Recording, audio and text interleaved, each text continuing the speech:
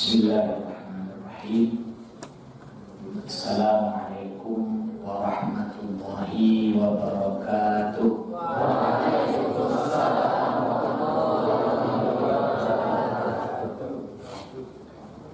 Alhamdulillahirabbil alamin. Alhamdulillahilladzi arsala rasulahu bil huda wa dinil haqqi liyudhhirahu 'ala ad-dini kullihi walau karihal musyrikun. Alhamdulillahilladzi arsala rasulahu rahmatan lil alamin. Alhamdulillahilladzi arsala rasulahu uswatun hasanatun li ummatil Islam wa li'ammatin nas. Alhamdulillahilladzi anzala al-Qur'an ala sayyidil anam. Asyhadu an la ilaha illallah wahdahu la syarika lah wa asyhadu anna Muhammadan abduhu wa rasuluhu alladzi la nabiyya wa la rasula ba'dah. Allahumma salli wa sallim ala nabiyyina Mustafa Muhammadin sallallahu alaihi wasallam wa ala alihi wa ala Abi Bakr wa Umar wa Uthman wa Ali wa ala sahabati ajma'in wa man tabi'ahum bi ihsanin ila yaumiddin. Allahumma inna nas'aluka ilman nafi'an wa rizqan thayyiban wa 'amalan mutaqabbalan.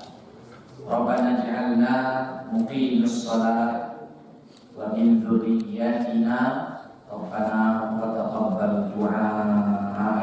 Amin ya rabbal alamin. Ya, sama-sama kita hormati Kepala Sekolah SMAN 2 Sumatera Barat beserta seluruh jajaran wakil kepala sekolah beserta Bapak dan Ibu guru, para ustaz, para ustazah, para asatidz semuanya, Bapak Ibu dari Tata Usaha SMAN 2 Sumatera Barat, kemudian juga seluruh komponen dan jajaran keluarga besar SMAN 2 Sumatera Barat yang hadir pada pagi hari ini, dan teristimewa para siswa, para siswi, atau boleh juga dipanggil dengan para santriwan dan santriwati, karena memang konsep sekolah ini adalah boarding school, atau kalau dalam bahasa Arabnya boleh disebut dengan madrasah, ma'had, dan nama-nama yang lain. Jadi mudah-mudahan ini memang adalah sekolah yang mudah-mudahan insya Allah menjadi prototipe di Sumatera Barat dan mudah-mudahan di Indonesia insyaallah. Amin ya rabbal alamin. Bapak dan Ibu, para ustaz, ustazah, para santri semuanya yang dimuliakan oleh Allah Subhanahu wa taala. Alhamdulillah, segala puji hanyalah milik Allah Tuhan yang Maha menguasai seluruh alam atas seluruh limpahan karunia nikmat yang telah dianugerahkan kepada kita. Dan alhamdulillah pada hari ini, tepatnya tanggal 16 ya, 16 Rabiul Awal sekarang. Ya betul ya, 16 Rabiul Awal tahun 1443 Hijriah, bertepatan dengan 23 Oktober 2021. Kenapa tadi saya agak berpikir sedikit, karena sekarang ada tren geser-menggeser. Nah, ini harus dihafal sekali. Kapan sebenarnya Maulid Nabi itu? Tanggalnya adalah tanggal 12, bertepatan dengan hari Selasa. Ya, jadi mungkin barangkali diadakan tanggal 15 bukan dalam rangka menggeser. Ya. Tapi memang begitulah momentumnya, yang jelas masih di momentum Maulid Nabi Muhammad SAW. Ya. Nah, memperingati Maulid Nabi artinya adalah kita mengingat keagungan Allah Subhanahu wa taala. Jadi sesuai dengan kata Ustaz, kata Bapak tadi SMS, ada nilai spiritualnya, ada nilai moralnya, ada nilai sosial. Nah, spiritualnya berarti kita di sana mengingat keagungan, kemuliaan dan kemahakuasaan Allah Subhanahu wa Ta'ala. Jadi kita memperingati Maulid Nabi itu bukan hanya sekedar menauladani kemuliaan Rasulullah, tapi kita sedang mengagungkan, memuliakan Allah karena diutusnya dan lahirnya Nabi Muhammad adalah di antara tanda-tanda keagungan Allah Subhanahu wa Ta'ala. Nah, kemudian Maulid Nabi ini juga merupakan di antara ikhtiar para ulama, usaha para ulama semenjak dahulu, supaya memang sejarah-sejarah kecemerlangan Islam baik dari sosok Rasulullah ataupun para sahabat radhiyallahu anhum ataupun orang-orang yang terbaik sesudahnya agar tidak hilang, agar tidak hilang. Nah, maka kita bersyukur kepada Allah pada pagi yang penuh berkah ini kita bisa berkumpul di Masjid Ghazal Al-Aftar. Apa artinya? Para santri dan kerja apa? Ghazal apa artinya? Imam Al-Ghazali apa artinya? Ghazal apa artinya? Lupa. Katanya kepada para ustaznya lah. Ghazal apa artinya? Ya. Kalau Ghazal itu dia tergantung pemakaian. Kalau Ghazal itu adalah salah satu nama hewan. Apa itu? Kijang. Imam Al-Ghazali. Jadi imamnya. Ya, kenapa boleh dinamakan dengan Al-Ghazali? Karena ada daerah namanya Ghazal. Ya, mungkin barangkali sudah kijang. Ya. Nah, barangkali di sini pemakaiannya ya tergantung mana kita arahkan. Jadi Ghazal itu juga ada makna yang lain. Karena di dalam bahasa itu satu kata bisa bermakna banyak. Kalau Al-Aftar apa artinya? Al-Aftar. Apa artinya? Banyak juga. Ya, bisa maknanya penciptaan. Faktarullah, Allah yang menciptakan langit dan bumi. Ya, banyak artinya.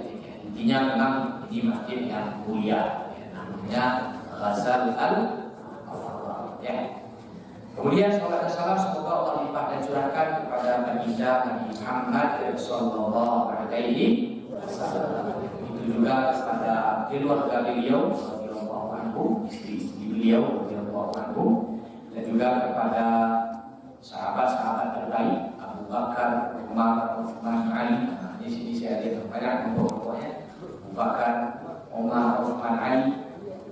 Bilal juga ada Abdurrahman bin Auf, Bilal bin Rabah, nama itu Khadijah. Saya kira tadi di sana itu Khalid bin Walid. Ya, kalau yang bagian santriwati tentu Khadijah, Zainab, Maimunah, Khalid bin Walid. Tapi bukan di sini ada. Ya. Nah, ini juga untuk sahabat Nabi semuanya radhiyallahu anhu.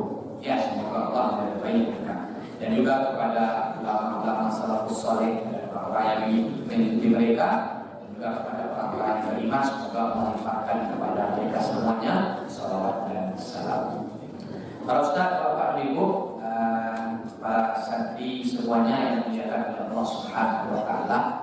Nah, sebelumnya saya ingin bertanya, ya, karena ini memang ya, sudah seperti pesantren. Ya, kalau melihat kondisi saat ini, tadi saya juga bercerita dengan ustaz-ustaznya dan saya juga mengikuti. Ya, nyata memang di sini sudah mempelajari ya, Quran, hadis, ya, tahfiz, kemudian juga sudah mempelajari bahasa Arab secara intensif. Bahkan kalau saya lihat videonya itu punya metode pembelajaran bahasa Arab tersendiri ya. Masya Allah, ini Allah tidak satu tangan. Tepuk tangannya terlatih saja. Ini adalah sebuah terobosan. Dan sebenarnya untuk mempelajari ya seluruh seluk-beluk Islam ini memang sebenarnya tidak ada dikotomi. Ya.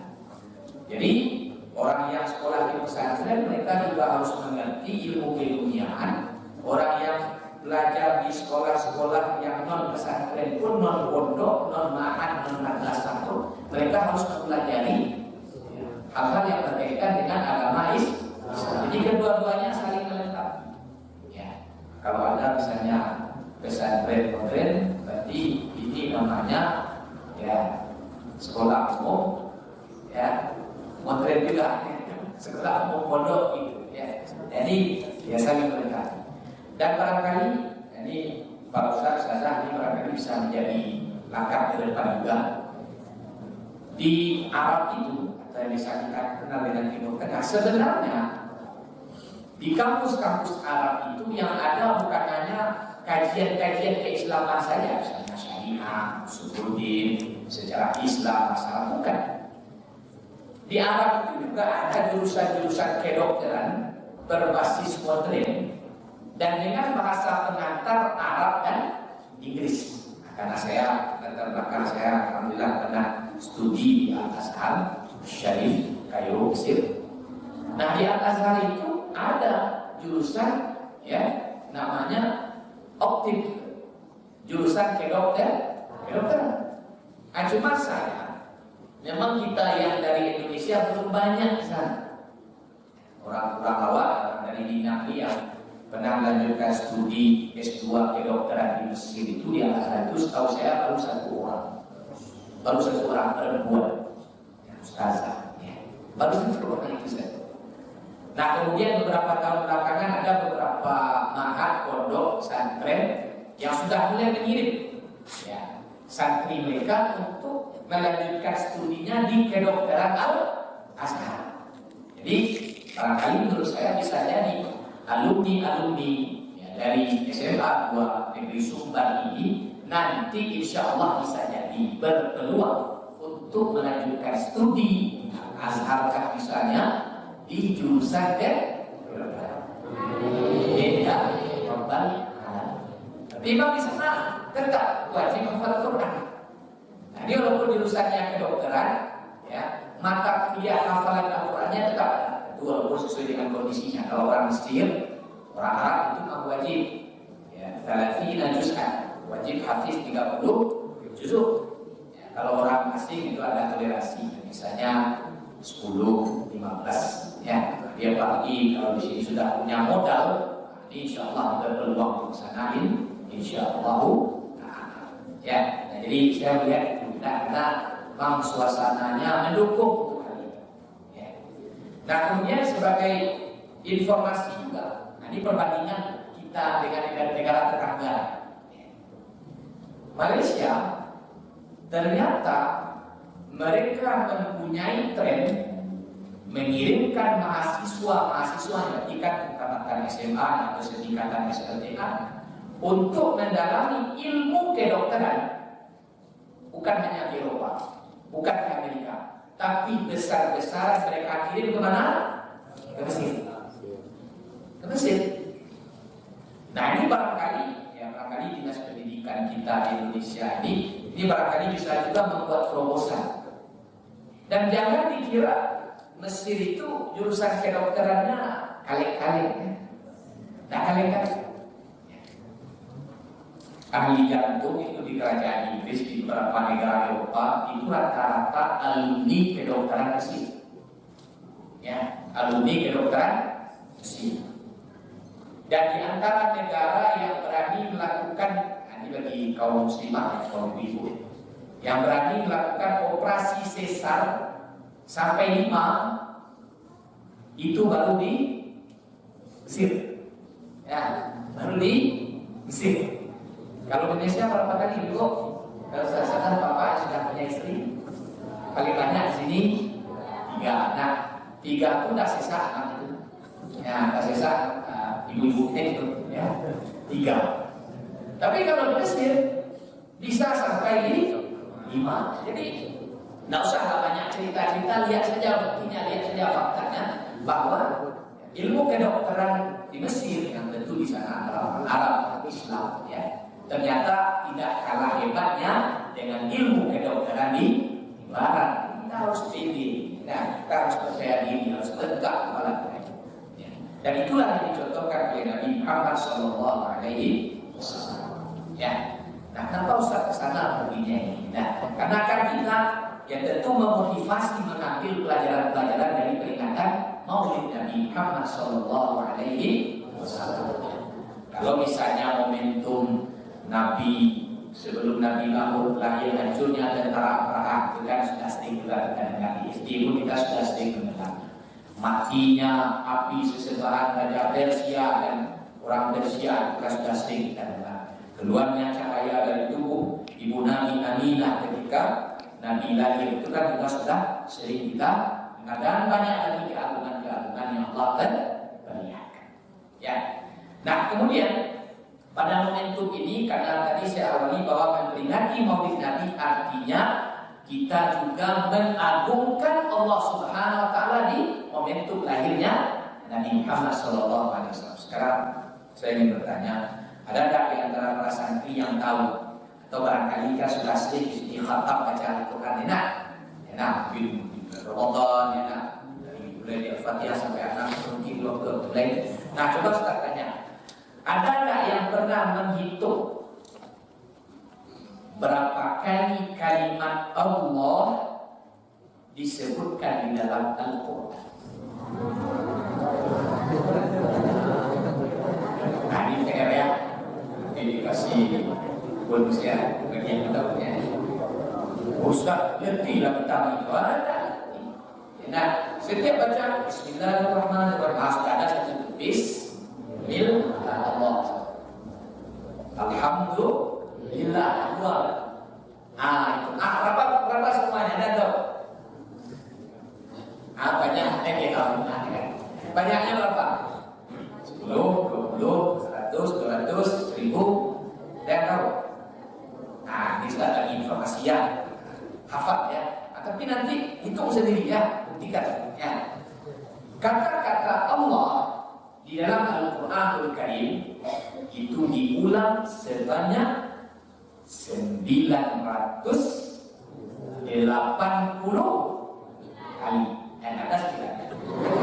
Jangan kita katakan 980 kali. Ini valid. Ya.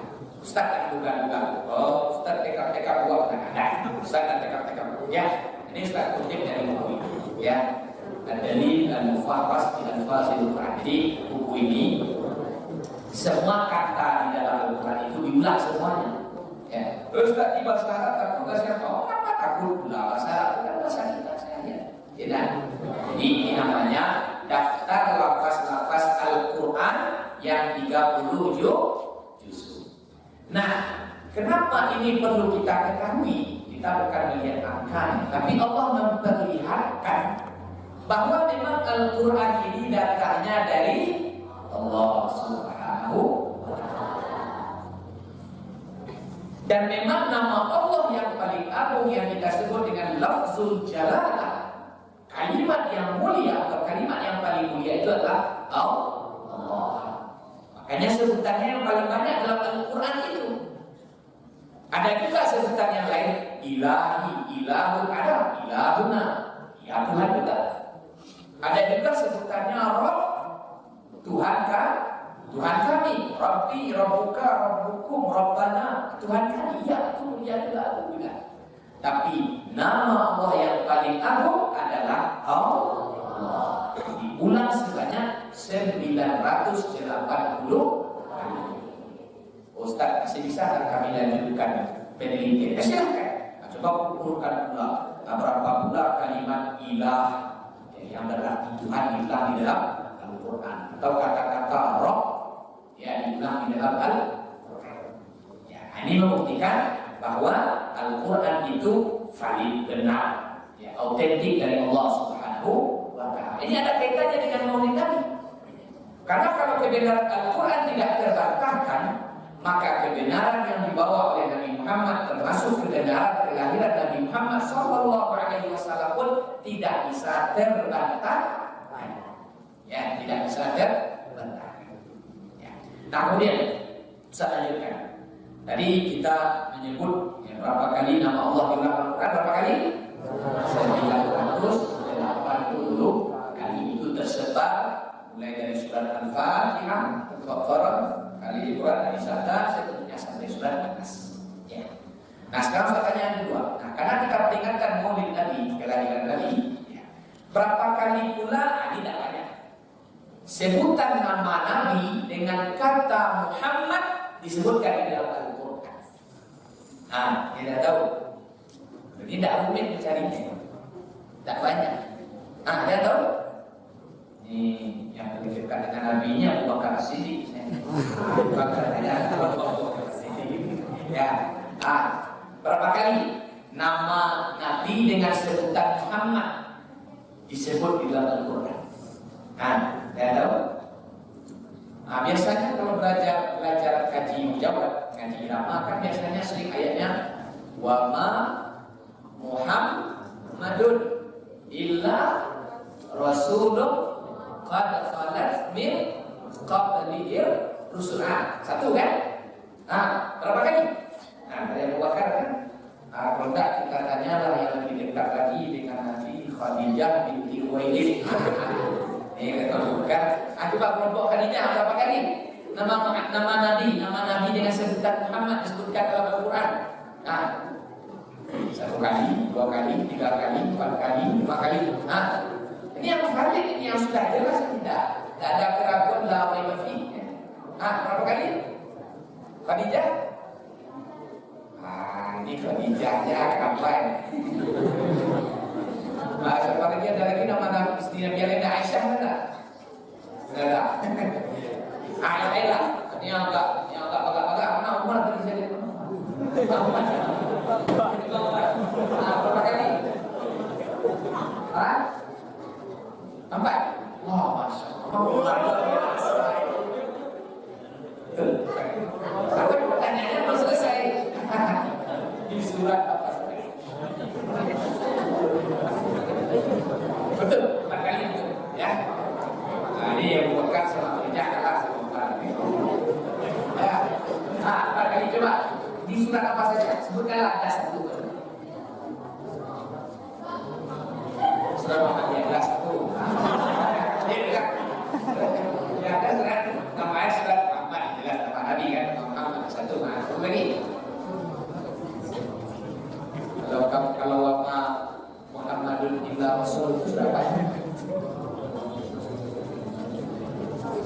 Atau yang sering juga yang agak populer kita baca biasanya itu yang surat Al-Fatih ayat 29. Muhammadur Rasulullah walladzina ma'ahu asyidda'u 'alal kuffar ruhama'u bainahum. Al-Fatih ayat 29. Nah, terima kasih jazakumullah khairan kepada kelompok Umar dan jazakumullah khairan juga kepada kelompok Abu Bakar dan Khadijah yang telah memberi senyum. Ya. Nah, jadi kalau nama Nabi dengan kata Muhammad itu dibilang dalam Al-Quran itu memang hanya 4 kali saja. Satu di surat Muhammad tadi kata saudara kita. Kemudian sesudah itu di surat Ali Imran ayat 144. Kemudian di surat Al-Ahzab ayat 40. Nah, kemudian tambah surat Al-Fatih ayat yang ke-20. Ustaz, kalau begitu kalah populer Nabi Muhammad dibandingkan dengan Nabi Musa. Kalau Nabi Musa lebih banyak. Nabi Musa lebih banyak disebutkan namanya langsung di dalam Al-Quran dengan kata Musa. Berarti kalah populer Nabi kita atau dulu. Karena kitab ini diturunkan kepada Nabi Muhammad, maka pasti yang paling banyak disebut setelah kata Allah, artinya nama-nama Nabi, pasti nama Nabi Muhammad SAW. Bagaimana caranya Ustaz? Itu kan yang disebut dengan nama Muhammad hanya 4 saja. Kemudian tambah satu lagi dengan nama Ahmad. Itu sudah dapat itu. Coba saya carilah. Ini apa kelompoknya ini? Coba boleh saya lihat. Ini apa nama kelompoknya?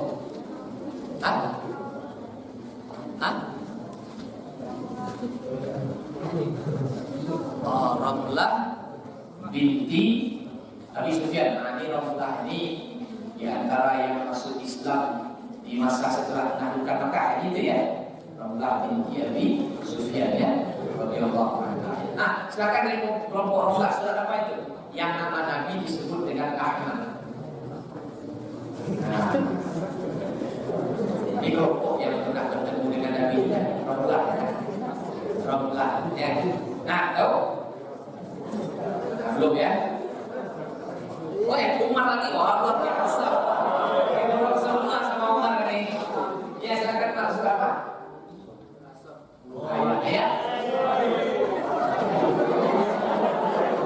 Ayatnya. Nah, ayatnya ke. Nah, itu. Luar biasa. Ini jangan sampai Umar berdominasinya. Silakan ya nanti ya terpacu dengan Umar ya. Betul, dalam surat As-Saff. Berarti nama Nabi dengan sebutan Muhammad ada 4 kali. Kemudian dengan sebutan Ahmad ada 1, berarti 5. Nah begitu, kalau itu pasti kalah. Kalau nama Nabi Musa itu banyak sekali, lebih puluhan disebutkan di dalam Al-Quran. Nah coba kita lihat. Di dalam bahasa Arab kan kita mengenal namanya dhamir. Sudah belajar kan? Ada dhamir, ghaib. Dhamir itu apa artinya? Kata ganti. Atau kalau akar katanya dhamir itu yang tersuruh. Nah, ada dhamir, fi dhamir di dalam hati. Di qalbi, qalbu, dhamir itu gitu ya. Jadi karena dia disimpan, disembunyikan, maka dalam istilah nahwu disebut dengan dhamir. Ya.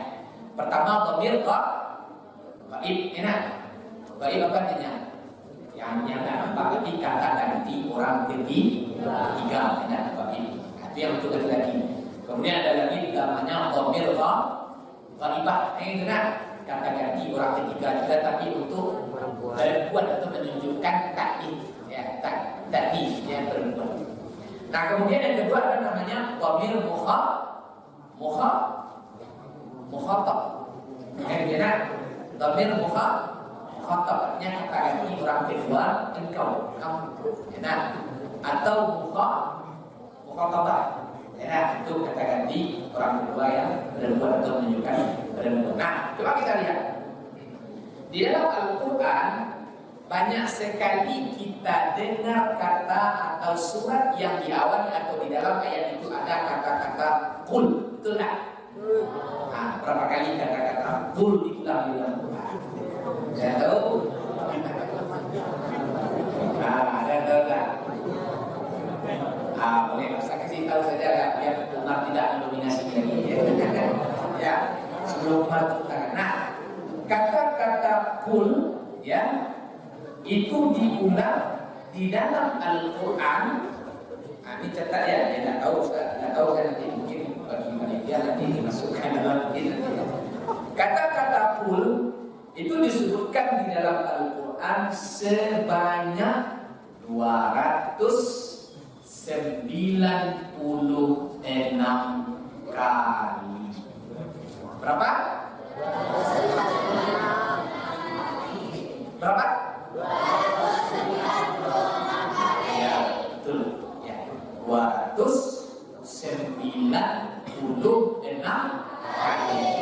Siapa yang dituju oleh Allah, yang diperintahkan oleh Allah dengan kata qul? Nabi Muhammad.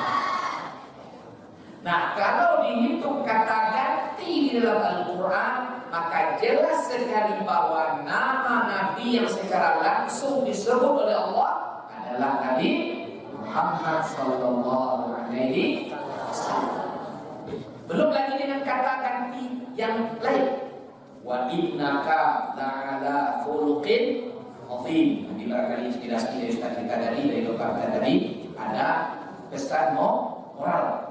Dan sesungguhnya wa innaka, dan sesungguhnya engkau wahai Muhammad kata ganti orang kedua la'ala khuluqin azim, mempunyai akhlak yang mulia, akhlak yang besar. Jadi qul saja kita hitung kata perintah dari Allah kepada Nabi. Qul ya ayyuhal kafirun, qul huwallahu ahad, qul a'udzu birabbil falaq, dan banyak lagi qul yang lain itu semua sebutannya atau khitab langsungnya, perintah langsungnya adalah kepada Nabi.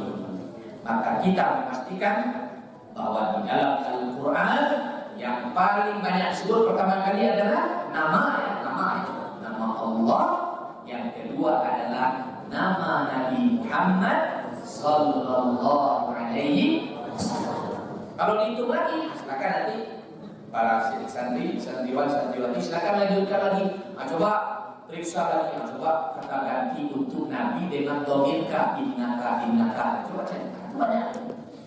Belum lagi dengan sebutan Rasulullah. Ya.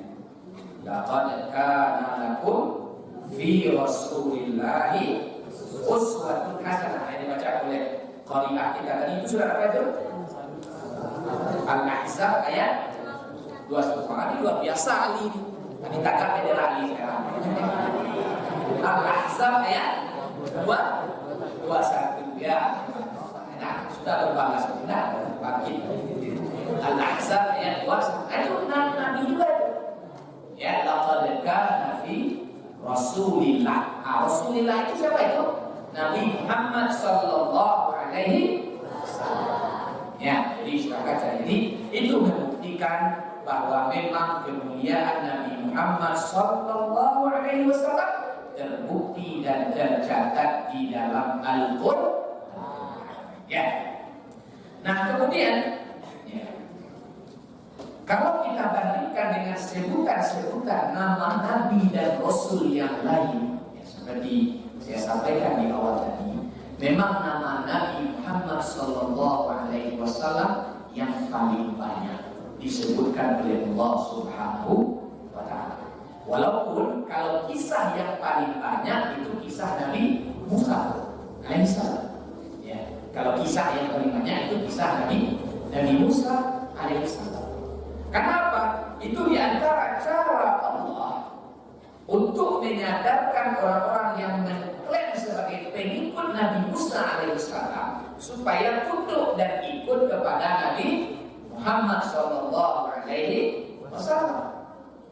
Bangsa-bangsa Yahudi, bangsa-bangsa Bani Israel, dan pengikut-pengikutnya yang mengklaim mereka loyalisnya Nabi Musa alaihissalam, ya, supaya mereka memperhatikan Al-Quran. Ya, di Al-Quran mereka disebut dengan banyak kisah, walaupun ya, kisah itu banyak kisah-kisah penyimpangan biasanya. Ya, nah, kisah-kisah pengikut Nabi Musa itu ya memang kisah-kisah penyimpangan. Karena memang Nabi Musa itu sering sekali dikhianati oleh pengikut-pengikutnya. Ya, dan tetapi ya Nabi Muhammad SAW menyampaikan atau mengingatkan manusia-manusia yang hidup setelah zaman Nabi Musa atau yang hidup zaman Nabi atau setelah zaman Nabi bahwa kemuliaan Nabi Musa pun ya harus dilanjutkan dengan cara mengikuti Nabi Muhammad SAW. Nah, kemudian tadi, ya, kalau kita lihat bahwa proses atau kalau dibagi secara garis besar, sejarah Nabi semenjak lahir sampai beliau wafat itu para ulama mengkategorikannya menjadi 2 periode saja. Ya, kalau dilihat dari sisi semenjak lahir sampai wafat. Yang pertama namanya ya asri qabla al-bi'tsah wa asri atau wa asru ba'dal bi'tsah. Yang pertama periodisasi sebelum diangkat menjadi nabi, bi'tsah. Bi'tsah itu kan keputusan. Ya. Yang kedua adalah ba'dal bi'tsah. Setelah Nabi Muhammad menjadi seorang nabi dan rasul. Ini 2 saja periodenya. Periode sebelum kenabian, periode sesudah kenabian. Nah, kalau Maulid Nabi masuk periode mana? Sebelum, itu sebelum. Ya, nah, karena yang dikatakan Maulid itu adalah terhitung semenjak lahirnya Nabi Muhammad SAW sampai beliau ya menjelang menjadi nabi. Nah, para santriwan dan santriwati yang dimuliakan oleh Allah Subhanahu wa Ta'ala, kalau kita baca, kalau kita terjemahkan dalam konteks kekinian, ya, apakah ada pelajaran-pelajaran mulia dan agung yang Nabi Muhammad contohkan kepada kita sebelum beliau menjadi Nabi dan Rasul? Maka jawabannya sangat sangat. Jadi jangan kita melihat Nabi itu semenjak beliau 40 tahun ke atas saja. Ya, semenjak beliau menjadi Nabi dan Rasul saja, ya itu periode emas beliau. Tapi lihat bagaimana proses Rasulullah Nabi Muhammad menjadi seorang manusia terbaik. Coba kita lihat ya di antara pelajarannya. Contoh, Nabi sebelum lahir beliau sudah menjadi yatim. Apa dikatakan yatim? Seorang anak yang ayahnya wafat. Itu baru dikatakan yatim. Nah, kalau bapaknya lari, itu tidak yatim. Ya, yang ada yatim di bapak itu lupa aku lari, itu tidak yatim. Yatim itu ketika ayahnya, bapaknya, abahnya sudah wafat.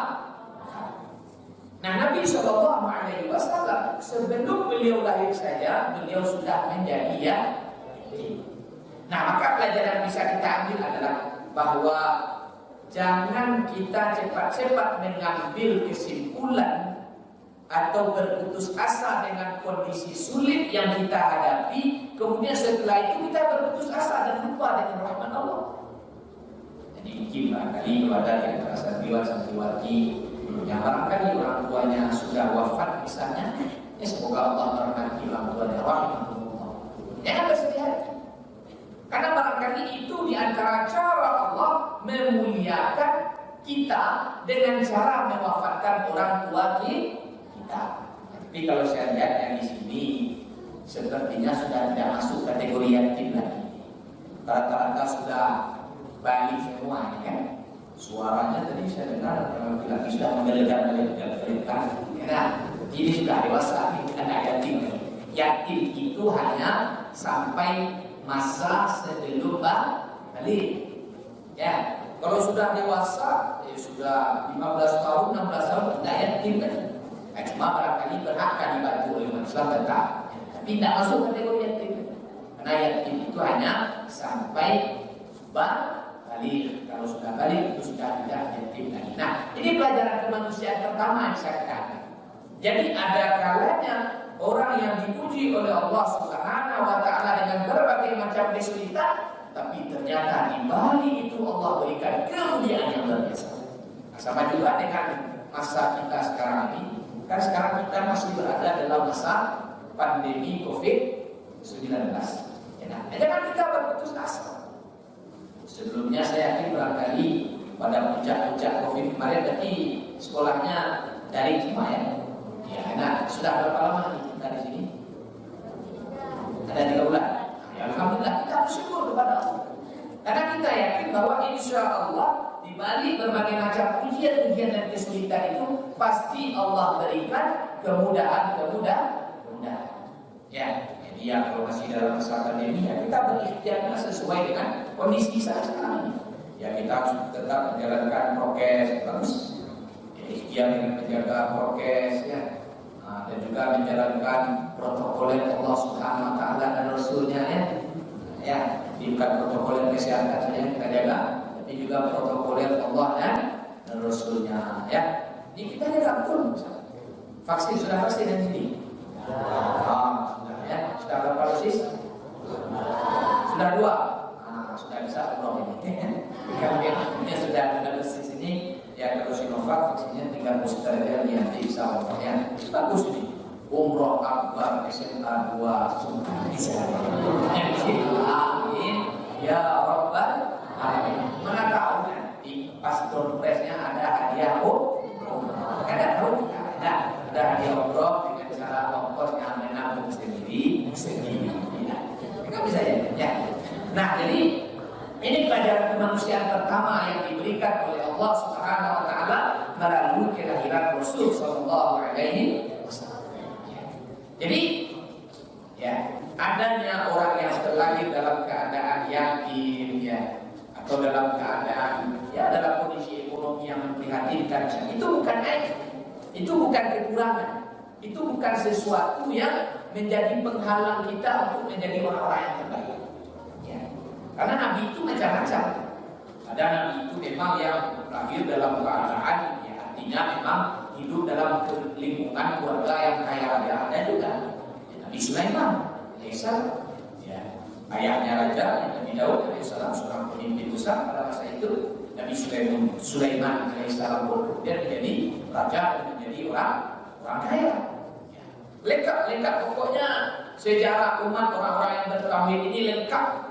Makanya ada salah seorang sejarawan barat yang agamanya non-muslim. Mereka mengakui bahwa semenjak bumi ini terbentang, semenjak alam ini terkembang, itu memang manusia terbaik sepanjang sejarahnya itu adalah semuanya adalah orang-orang yang beragama tauhid.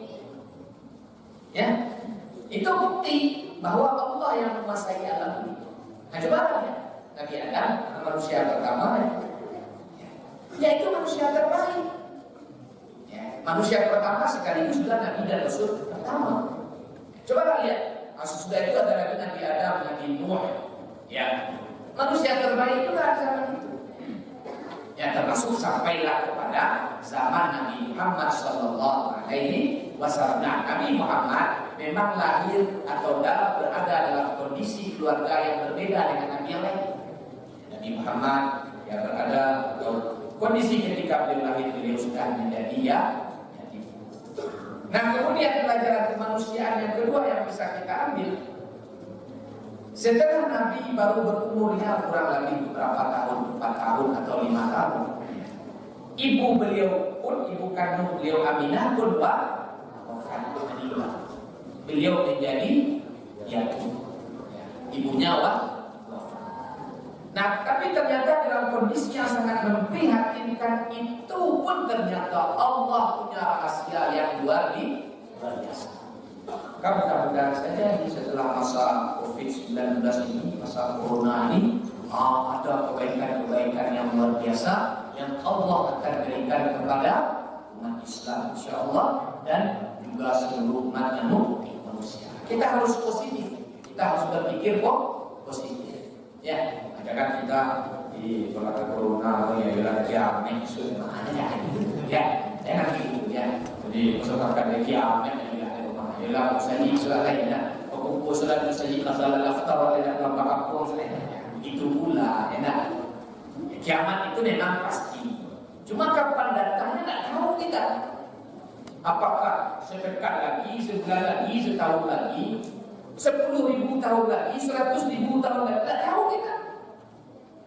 Di makna akhir zaman itu jangan dikatakan akhir zaman seolah-olah besok pagi itu kiamat akan langsung datang. Kapan kiamat itu datang itu tidak tahu. Itu rahasia Allah Subhanahu wa Ta'ala. Ya. Nah, jadi artinya kondisi yatim, kondisi piatu justru itu yang menyebabkan Rasulullah dimuliakan. Makanya dalam surat Al-Duha yang sering kita baca, ya. Nah, itu adalah di antara ayat yang menjelaskan bagaimana kondisi Nabi. Ya. Wadduha wal-laili idza saja ma wadda'aka rabbuka wa ma qala wal akhiratu khairun laka min al-ula wa la sawfa yu'tika rabbuka fatarda lam yajidka yatima. Jadi Nabi Muhammad itu memang yatim fa'awa. Nah, tetapi Allah kuatkan, Allah lindungi, Allah cukupkan seluruh kebutuhan Nabi Muhammad sallallahu alaihi wasallam. Jadi kan baru-baru ini ada orang yang mengatakan mudah-mudahan mulut kotornya itu dia cucinya dengan taubat. Dikatakannya Nabi Muhammad itu ya waswawati balik ya. Ta'udzubillahi minasyaitan. Dia ditara manusia-manusia kotor. Berani dia melecehkan Rasulullah, dikatakannya karena anak Nabi itu anak yatim, dikatakannya apa cara video lihat saya gambarnya bapaknya. La quwwata illa billah. Mudah-mudahan bertaubat manusia seperti ini. Kalau tidak bertaubat ya, anda tahu kita nanti bagaimana akhirnya nanti ya. Kan baru-baru ini viral video ya. Siapa tuh orang Swedia yang menghina Nabi? Siapa namanya? Ada yang tahu? Ya, itu jelas valid beritanya. Ya, sudah beberapa tahun yang lalu, sudah lebih 5 tahun yang lalu dia melecehkan Nabi dengan karikaturnya. Sebenarnya orangnya sudah tua, sudah ada pengalaman, sudah bau tanah sebenarnya. Memang itu kan, tidak. Karena memang hatinya itu dia tutup, dia tidak mau menerima fitrah kebenaran. Sudah banyak ulama yang mengingatkan supaya dia bertaubat, supaya dia cabut karikatur-kartun yang dia tulis melecehkan menghina Rasulullah SAW. Tak mau juga dia. Sudah dituntut ya oleh pengacara-pengacara umat Islam supaya dia tidak bisa. Akhirnya malah seolah-olah dilindungi dia dengan dalih kebebasan. Mana pergi dia dikawal polisi atau supir khususnya, mobilnya canggih segala macam. Tapi ujung-ujungnya bagaimana? Akhirnya mati dalam keadaan yang sangat hina. Ada tak lihat para santriwan di lihat video? Saya lihat videonya sangat mengerikan sekali. Jadi yang sangat menakutkan itu bahagian dari azab Allah yang turun kepada orang yang berani melecehkan Rasul atau melecehkan Allah itu. Jadi mobilnya itu sudah bertabrakan dengan truk besar. Dia sudah dihimpit oleh truk. Ya. Nah, tetapi di dalam mobil si penghina Nabi ini terdengar teriakan. Bahasa awaknya kalau dia pakai bahasa Minang atau bahasa Indonesia, tolong. Kira-kira itulah bahasanya. Dia minta bantuan, minta pertolongan, memeki-meki ya. Ya, tahu meki-meki. Nah, maki-maki ya. Mekikannya bahasa Indonesia. Memeki-meki ya. Minta tolong. Saudara tahu orang menolong dibawa. Nah ternyata ya itulah luar biasa. Padahal kecelakaannya biasa bertabrakannya bukan dengan truk yang membawa bahan bakar minyak, bukan pula truk yang membawa bahan bakar gas. Tapi mobilnya yang sudah terhimpit itu sudah remuk itu, tiba-tiba muncul saja api. Muncul api dari, tapi truknya, ya akhirnya truknya terbakar. Tapi awal muncul apinya itu dari mobil penghina Nabi. Nah sudah banyak orang membawa racun api itu dengan tabung gas racun api itu disiram, apinya justru semakin besar. La haula wala quwwata illa billahil aliyyil azim. Maka jangan sekali-kali terlintas di hati kita, di lisan kita, di ucapan kita, di tulisan kita, di segala macam kita yang menjurus kepada menghina, melecehkan Rasulullah Sallallahu Alaihi Wasallam. Itu juga. Ya. Akhirnya mereka mati semua.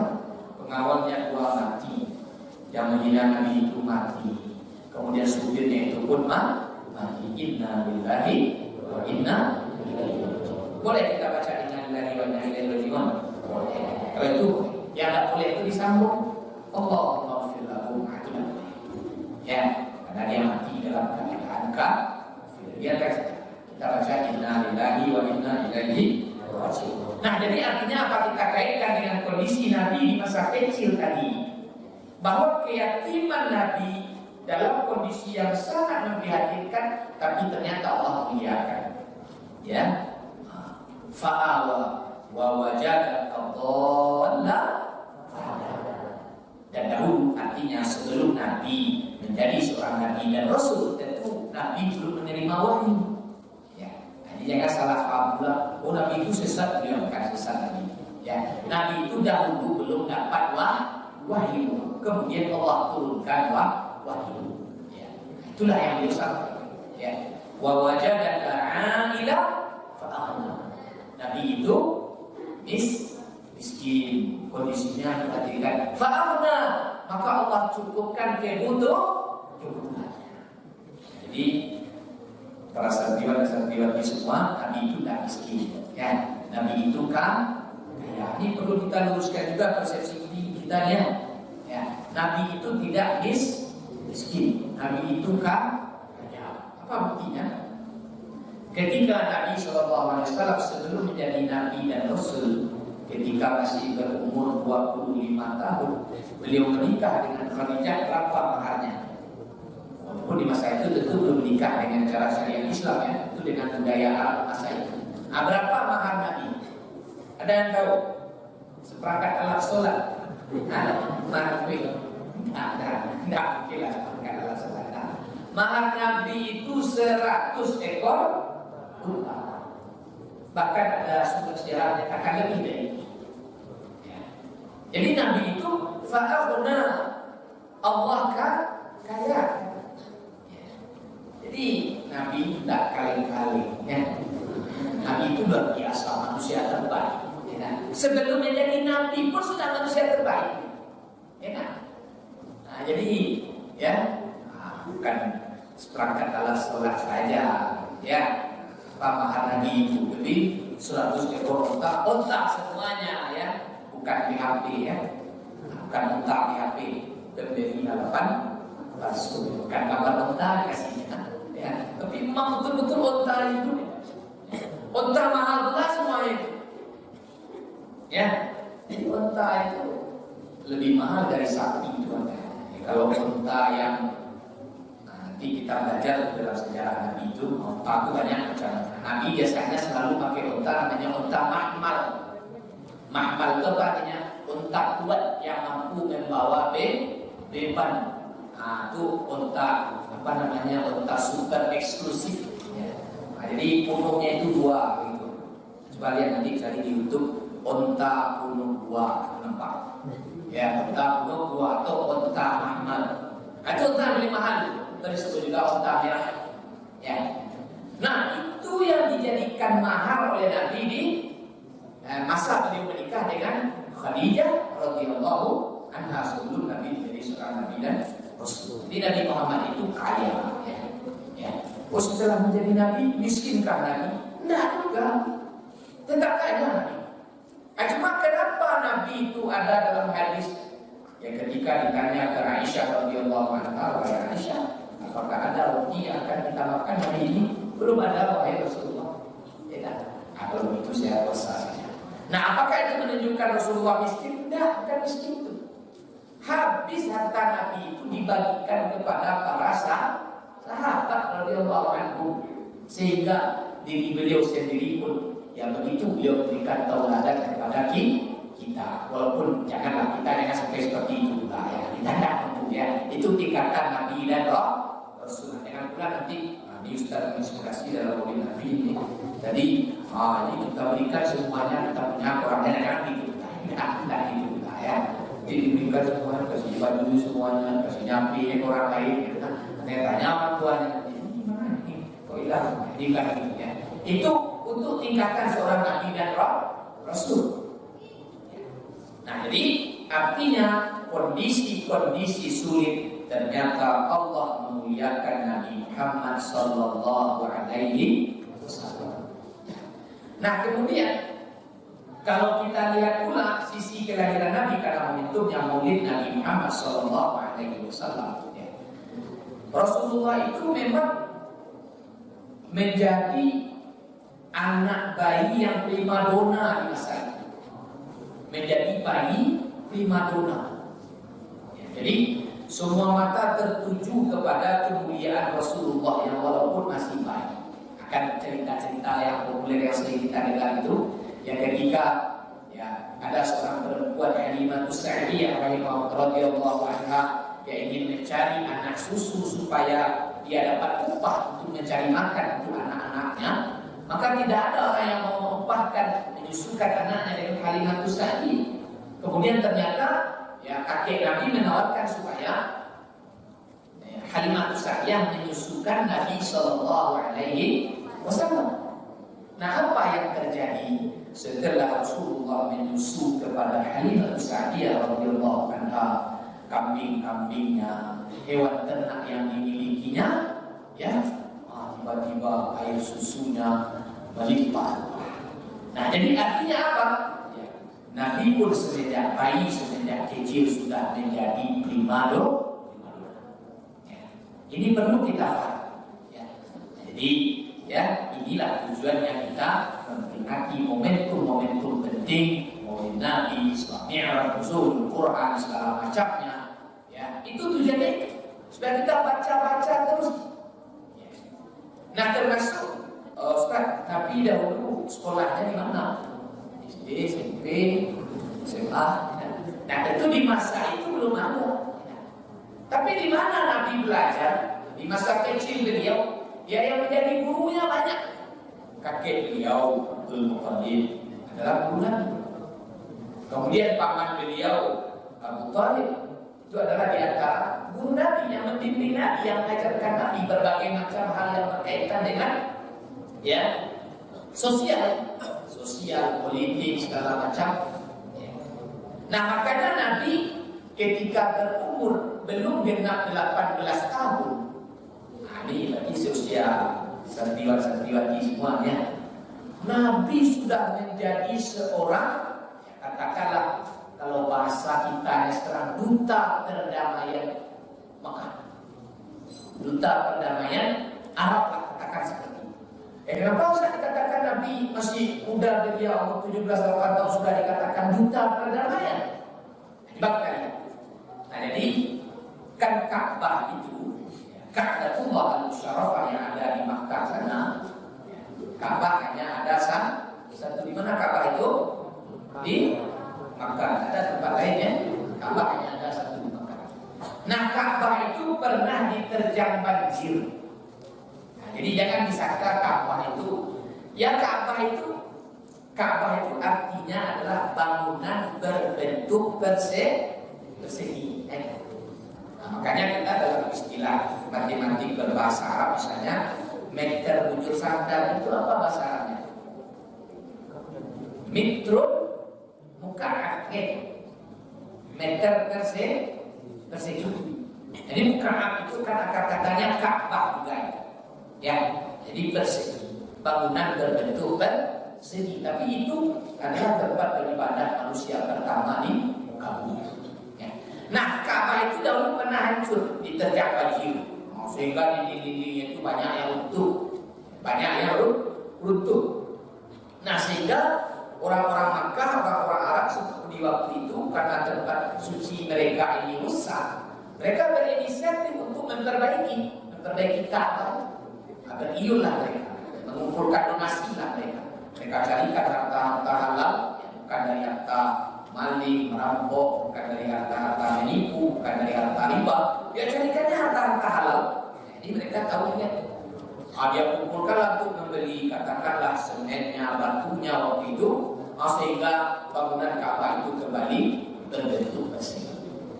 Nah, timbul masalah. Ketika bangunan Ka'bah itu diruntuhkan dan diperbaiki, tentu Hajarul Aswad ditanggalkan dari bangunan Ka'bah. Hajar Aswad itu kan hajar artinya apa? Batu. Nah, tapi beda ya. Kalau istri Nabi Ibrahim siapa namanya? Siti Hajar. Hanya besar Siti Hajar. Ya. Kalau batu hanya ledas. Hajar. Hajarul Aswad. Jadi ingat tadi ya. Siapa nama istri Nabi Ibrahim? Siti Hajar. Nah, salah ya. Bukan Hajar, kalau Siti Hajar berarti Siti batu gitu. Dia bukan batu tapi Hajar. Ya, Hajar itu namanya. Ya. Nah, kalau Hajar itu artinya batu kecil ya, Siti Hajar. Sama juga sedikit bedanya. Nah, nama istri Nabi Adam siapa? Siti Hawa atau Siti Hawa? Ha kan? Ha bedas kan? Hawa enak. Sebab kalau Siti Hawa wah seperti ya, jadi kadang hal-hal yang kecil-kecil seperti itu harus dibedakan ya. Karena beda satu huruf saja dalam bahasa Arab ini berbeda artinya. Itu kan Siti Hawa atau Siti Hawa, yang benarnya adalah Siti Hawa ya, atau Hawa yang istri Nabi Adam ya. Atau contoh yang lain, nama paman Nabi Hamzah kah atau Hamzah? Hamzah. Hamzah ya. Hamzah ya. Ada kelompok Hamzah ini? Ada tak? Ada ya. H besar atau H kecil? H Habsah. Itu kelompok apa dia kerja? Ada pendapat lain? Ini kelompok mana? Usman bin Affan. Ini orang-orang pemandu ini ya. Orang pemandu. Coba kelompok Usman apa pendapatnya? Nama paman Nabi Hamzah itu pakai H pedas atau H besar? H besar ya? H besar. Nah, H besar sama. Dan pendapat lain tak? Tak konsisten kalau dijahit. Tadi hati kecil. Tadi hadis berubah dia. Yang benarnya adalah pedas atau hadis atau ya. Karena kalau H besar itu nama huruf. Apa nama huruf? Hamzah. Ya. Itu nama huruf itu. Hamzah. Tapi kalau paman Nabi, nama beliau Hamzah radhiyallahu anhu. Ya, maka jangan salah kasih nama anak nanti ya. Jangan kasih nama anaknya ya. Hamzah. Kenapa kasih nama Hamzah? Anak pertama. Karena sudah bukan di awal. Ya. Biar kalau ingin mengambil nama sahabat Nabi, hurufnya adalah Hamzah. Ya. Ini memang kita diskusi saja ya.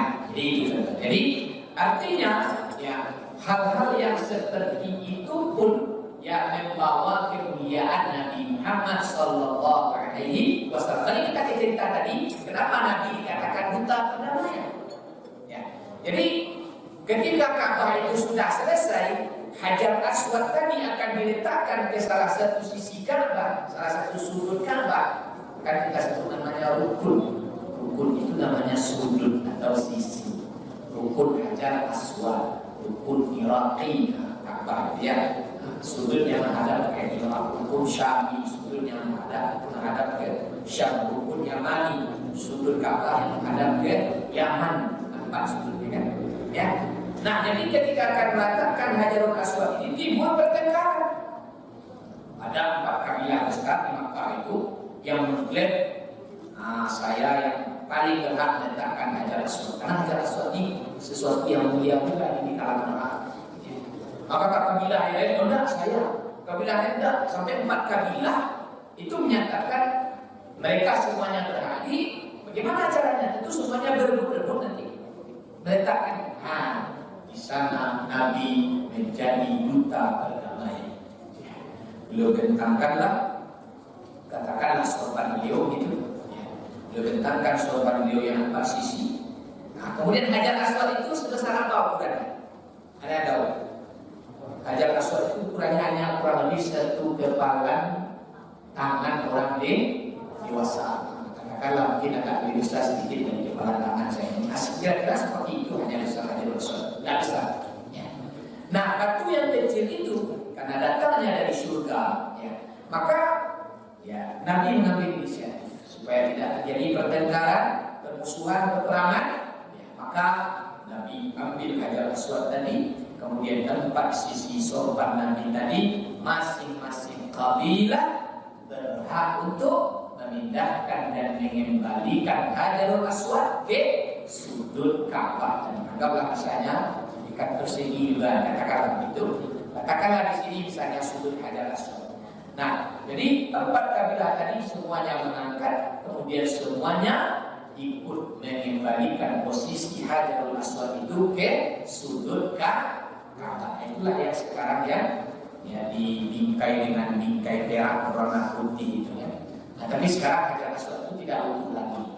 Dulu aslinya sekepalan tangan orang dewasa, kemudian dicuri oleh Qarabithah, ya, kelompok Syiah ekstrim, ya, kelompok Syiah Rafidhah berontak, ya, yang menyimpang dari ajaran Islam. Kemudian dia curi, akhirnya Hajar Aswad itu sudah dia pecah-pecah. Nah, sekarang Hajar Aswad itu hanya potongan-potongan kecil seperti ini. Nah, itulah yang dilekatkan kembali ke Ka'bah, yang sekepalan tangan orang dewasa itu sudah pecah-pecah. Ya. Ini masih ada sampai sekarang, ya. Nah, jadi ini juga merupakan pelajaran bagi kita bahwa Rasulullah di usia belia beliau sudah menjadi duta perdamaiannya orang Arab, dan beliau belum menjadi nabi dan rasul. Ya, belum menjadi nabi dan rasul. Nah, kemudian terakhir barangkali pelajaran yang bisa kita ambil, kelahiran Nabi itu membawa cahaya atau membawa pencerahan bagi bangsa Arab, ya, secara khusus pada awal, kemudian menyebar ke seluruh belahan dunia. Kenapa dikatakan membawa pencerahan? Karena memang banyak berita-berita valid, berita-berita benar yang menyatakan bahwa Nabi Muhammad ini yang masih kecil waktu itu, yang masih berumur beberapa tahun, itu memang adalah Nabi dan Rasul terakhir. Nah, makanya cerita Rahib atau cerita Buhairah itu yang menyatakan bahwa Nabi Muhammad itu adalah Nabi dan Rasul terakhir, walaupun Nabi Muhammad waktu itu masih kecil. Kenapa? Karena mereka merujuk dengan kitab sebelumnya. Kitab apa itu? Kitab Injil. Ini perlu kita luruskan ya. Injil adalah kitabnya Nabi Isa, bukan kitabnya Nasrani ya. Nasrani itu lain, Bible, perjanjian baru, perjanjian lama itu lain. Kalau Injil itu kitabnya Nabi Isa alaihissalam. Maka dulu saya juga waktu di SD pernah belajar kitab-kitab agama yang ada di Indonesia, kitab suci umat Islam, Al-Quran, umat Hindu, apa namanya, Tripitaka, beda, ya, umat Buddha, Tripitaka, kemudian umat Kristen, Injil. Nah, ini perlu diluruskan, ya. Injil bukan kitab orang Nasrani. Injil kitab Nabi Isa alaihissalam. Nah, makanya surat As-Saff ayat yang ke-6 tadi menyebutkan nama Nabi Muhammad dengan Ahmad. Nah, itulah dasar pendeta Rahib Buhairah tadi menyatakan bahwa Nabi Muhammad sallallahu alaihi wasallam membawa pencerahan bagi bangsa dengan kelahiran Nabi Muhammad sallallahu alaihi wasallam. Selain hancurnya tentara bergajah, matinya ya, api sesembahan raja Persia, ya itu sudah menunjukkan. Nah, kalau kita terjemahkan dalam konteks kekinian, maka Nabi tentu tidak akan lahir lagi. Nabi sudah wafat, ya. Nabi sudah wafat, sudah dikuburkan di Madinah. Nah, bagaimana kita mengambil pelajaran bagaimana supaya ya dengan adanya momentum Maulid Nabi Muhammad SAW ini, umat Islam ini selalu tercerahkan. Nah, maka kita generasi muda ya, kita jangan sampai terjebak kepada perselisihan yang tidak berguna. Ya, ada pula yang bertengkar gara-gara beda idola, ada fanatis kepada idolanya. Kalau Nabi, kalau sahabat bagus. Nah, ini seperti yang sampaikan oleh Ustaz kita tadi, Bapak tadi, Nabi Tampoya yang diidolakan. Nah, jangan kita yang mudah-mudahan terjebak dalam hal seperti itu. Atau misalnya sekarang kan sedang ya marak juga di media sosial. Misalnya ada berbagai macam penjelasan dari para ulama, para ustaz, para dai dengan berbagai macam hal. Nah, adanya perbedaan-perbedaan itu tidak usah kita pertentangkan. Seperti contoh peringatan Maulid, tidak usah kita saling pertentangkan. Ya. Misalnya ada saudara kita menyatakan, oh peringatan Maulid Nabi ini bid'ah, kita harus usul saja.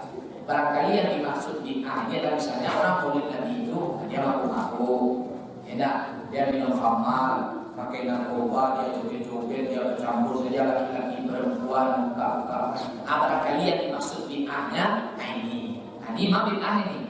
Lalu ini cara Maulid Nabi-nya ini bid'ah ini, sepakatan namanya. Ya.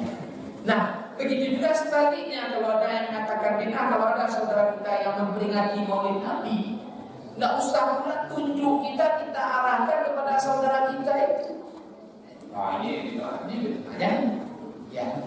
Karena apa? Karena ini hal-hal yang sudah duduk oleh ulama kita, sudah jelas ya, bagaimana status hukum pembahasannya sudah duduk oleh ulama-ulama kita. Jadi jangan kita ya menjadi orang-orang yang justru ya menjadi korban dari perselisihan yang tidak berujung. Ingat para santriwan-santriwan yang dimuliakan Allah Subhanahu wa taala, saat ini di negara kita usaha-usaha de-islamisasi sangat-sangat luar biasa menakutkan dan berbahaya. Apa makna de-islamisasi? Tahu? De-islamisasi itu maknanya adalah usaha untuk mencabut akar-akar Islam itu. Ya, jadi bukan sekedar melemahkan umat Islam saja lagi. Usaha untuk de-islamisasi. Ya, itu marak sekali. Jadi kita selaku generasi muda kita harus fokus ke sana. Makanya bagus tadi, misalnya ada kegiatan OSIS, kegiatan sosial misalnya, supaya saudara-saudara kita itu ya mendapatkan perhatian, jangan ada yang sampai-sampai dimurtadkan nanti gara-gara ya satu bungkus mie goreng direbus. Ya. Jadi kalau tidak kita umat Islam yang turun tangan untuk mengatasi itu siapa? Ya, ini usaha-usaha di islamisasi ini sangat luar biasa sekarang. Ya, makanya geser hari liburnya kita nggak tahu juga nih, kalau kita lihat nantinya setelah pasca COVID ini apakah masih ada juga menggeser-geser. Ya, nah, jadi yang ketiga yang kita ambil adalah bahwa kedatangan Nabi membawa pencerahan, membawa cahaya kebaikan, maka kita pun sebagai generasi pelanjut risalah Nabi harus menjadi orang-orang yang membawa cahaya pencerahan, kebaikan, cahaya perdamaian, cahaya untuk kemajuan, cahaya untuk ya kesejahteraan, cahaya untuk kemakmuran, cahaya untuk hal-hal yang positif. Ya, jadi kita harus jadi agen-agen itu. Ya, jadi jangan kita jadi orang-orang yang dibodoh-bodohi, ya, orang-orang yang dimarginalkan. Ya, artinya ajaran Islam kita itu dimarginalkan oleh orang-orang sehingga kita pun menjadi orang-orang yang tidak mengerti dengan agama kita. Nah, itulah yang harus kita lawan dan kita hadapi untuk konteks atau kondisi saat ini. Maka mudah-mudahan dengan segala ikhtiar kita membiasakan ibadah-ibadah yang baik, pemahaman akidah yang benar, kemudian akhlak-akhlak yang baik. Nah, ini adalah dasar-dasar dan fondasi agar kita bisa menjadi generasi penerus perjuangan Rasulullah Sallallahu Alaihi Wasallam. Ya, nah, kemudian sebagai penutup sekali bahwa Rasulullah dijelaskan oleh Allah di dalam surat Al-Fat, ya, ayat yang ke-29 itu karakteristik Rasulullah yang harus kita tauladani di dalam ayat itu ada dua. Ya. Apa itu? Muhammadur Rasulullah. Ruhama'u bainahu. Muhammadur Rasulullah asyidda'u ala kufar ruhama'u bain. Nah, coba yang kita salah paham dulu. Ustaz radikal main asyidda'u kan keras. Coba kita paham. Apa makna ayat tadi? Muhammadur Rasulullah, Muhammad utusan Allah, asyidda'u ala kufar. Nabi itu keras tegas terhadap kufar, orang-orang kafir. Apa maknanya? Orang-orang kafir pada masa Nabi itu kan ada dua bahagian saja. Ya, yang pertama ada namanya kafir harbi. Ya, memang selalu menegakkan bendera perang. Yang kedua namanya kafir dhimmi. Nah, yang masuk dalam ayat itu adalah ini kafir harbi. Ya. Nah, dalam konteks kekinian kita berbangsa, bagaimana kita memaknai ayat ini? Apakah ini menunjukkan kita tidak siap bertoleransi dengan saudara kita yang beragama lain, beragama Islam? Bukan begitu. Ya. Ayat itu justru menggambarkan ketegasan sikap hukum Islam, bagaimana Islam itu menjaga hak seluruh manusia. Karena orang-orang kafir yang selalu mengajak perang itu mereka pasti ingin merusak saja. Termasuk mereka pun memusuhi orang-orang kafir yang tidak mau perang.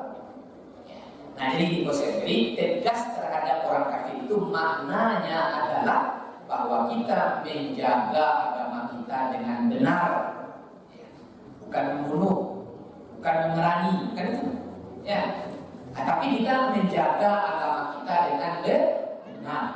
Ya, itu makna. Ya, jadi ini konsep pertama, tegas, keras terhadap orang-orang kafir. Yang kedua, ruhama bainahum. Nah maka kita jangan sampai saling membenci ya.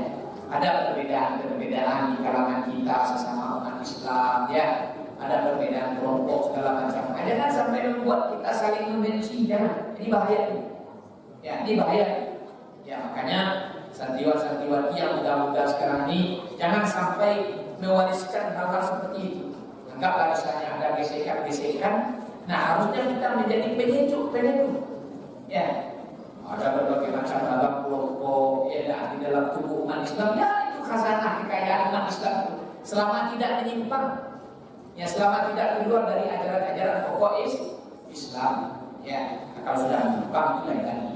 Ya, nah, jadi ya ini pesan Allah dalam surat Al-Fat ya, ayat yang ke-29 ya bahwa Nabi Muhammad dan umatnya itu tegas terhadap orang kafir. Artinya kita menjaga agama kita dan kita saling berkasih sayang, berlemah lembut, tolong menolong, saling memaafkan, saling mengingatkan sesama umat Islam. Dan kita pun bertoleransi dengan saudara-saudara kita yang beragama selain Islam. Ya, kita bertoleransi selama mereka tidak mengganggu, tidak merusak fondasi-fondasi agama kita. Wallahu a'lam wa a'lam bishawab. Hari ini santriwan-santriwati yang dimuliakan oleh Allah Subhanahu wa taala ulang-ulang mereview barangkali beberapa perjalanan Nabi sallallahu alaihi wasallam dari berbagai sisi secara khusus sebelum beliau diangkat menjadi seorang nabi dan rasul. Dan saya yakin banyak lagi ketauladan yang lain yang bisa kita gali,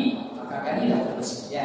Karena sejak kita membaca sejarah Nabi, sebelum kita membaca buku-buku yang lain, sejarah-sejarah yang lain, maka bacalah sejarah Nabi ya. Karena di sana banyak catatan-catatan mulia dan hebat yang dicatat oleh ahli sejarah. Sebelum kita mengagumi manusia-manusia yang lain, kagumilah dahulu Nabi Muhammad sallallahu alaihi wasallam. Sebelum kita mengidolakan yang lain, idolakanlah dahulu Nabi Muhammad sallallahu alaihi wasallam. Kali saja penyampaian pada kesempatan mudah-mudahan bermanfaat dan mudah-mudahan Allah bimbing kita agar senantiasa menjadi pengikut Nabi Muhammad sallallahu alaihi wasallam. Ya, kali itu ya, maaf atas kesalahan dan kekurangan. Nastaghfirullah li wa lakum. Ada sesi tanya jawab kali? Saya cukupnya nanti MC saja yang kami lanjutkan. Mohon maaf